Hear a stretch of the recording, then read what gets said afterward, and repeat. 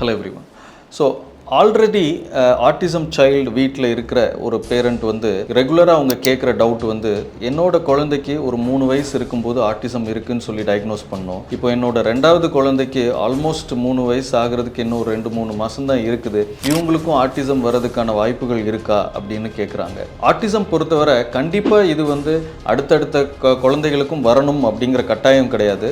கிட்டத்தட்ட 85% இந்த குழந்தைகளுக்கு வந்து ஆட்டிசம் செகண்ட் பேபிக்கு வர்றதுக்கான வாய்ப்புகள் சுத்தமாக இல்லை. இருந்தாலும் ஒரு 15% சான்ஸ் வந்து கண்டிப்பாக இருக்குது. ஸோ இதுலேயும் ஆண் குழந்தையாக இருந்தால் அவங்களுக்கு வந்து செகண்ட் பேபியுமே ஆட்டிசமால் அஃபெக்ட் ஆகிறதுக்கான வாய்ப்புகள் இருக்குது. ஸோ இதை எப்படி நம்ம ஐடென்டிஃபை பண்ணணும்னா செகண்ட் பேபிக்குமே ஏதாவது ஆட்டிசம் ரிலேட்டடான சிம்டம்ஸ் ஏதாவது இருக்கா அப்படிங்கிறத நீங்கள் கொஞ்சம் ஃப்ரீக்வெண்ட்டாக நோட்டீஸ் பண்ணுறது இம்பார்ட்டன்ட். ஏதாவது டவுட்ஃபுல்லாக இருந்தால் ஃபார்மல் அசஸ்மெண்ட் வந்து ஆட்டிசம் ரிலேட்டடாக உங்கள் பீடியாட்ரிஷியனை மீட் பண்ணி பண்ணுறதும் ரொம்ப அவசியமான ஒரு விஷயம்.